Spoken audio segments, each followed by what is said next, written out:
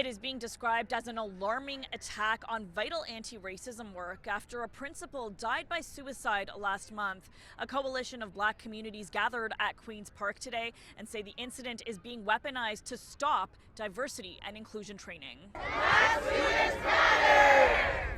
Standing side by side at Queen's Park, Black community groups, parents, students, and advocates united to protect the fight against systemic racism and discrimination, which they say is under threat. Any attempt to remove or restrict anti-racism education in this province will have severe and detrimental consequences. The gathering comes after a Toronto District School Board principal died by suicide in July, just months after he launched a lawsuit against the TDSB related to 2 anti-racism training sessions in 2021. In the lawsuit, he claims to have been implicitly referred to as a white supremacist by the trainer and berated when he disagreed that Canada was more racist than the United States. None of the allegations have been proven in court, the case garnering international attention and criticism of diversity, equity, and inclusion training. DEI trainings have nothing to do with the death of this particular man. As much as we empathize with him, we want to be able to state that clearly. These are completely separate issues. We have a common enemy.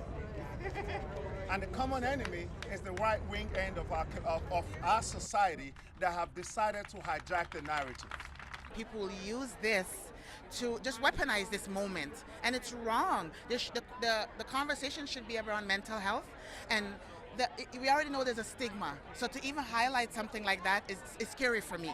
My worry is the reprisal and retaliation that will come in September towards our children. With just 1 month to go before students return to school, there are concerns the incident will be used as an excuse to halt diversity and equity training. It'd be a failure to allow an incident such as this, though tragic, to prevent any sort of acknowledgement or efforts to combat these issues moving forward.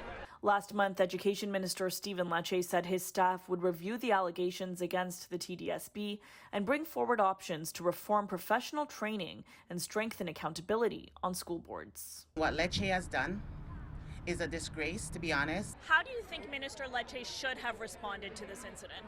He should have had a meeting with the Black community. He should have met with us. In a statement, a spokesperson for the Minister of Education tells us, while the review into these disturbing allegations will occur, we remain firm that professional anti-racism and anti-discrimination training will continue. Since day one, we have taken decisive action to counter all forms of discrimination and hate in Ontario schools. We will continue this important work to remove barriers that hold back too many children from reaching their full potential. For City News, I'm Yazdani.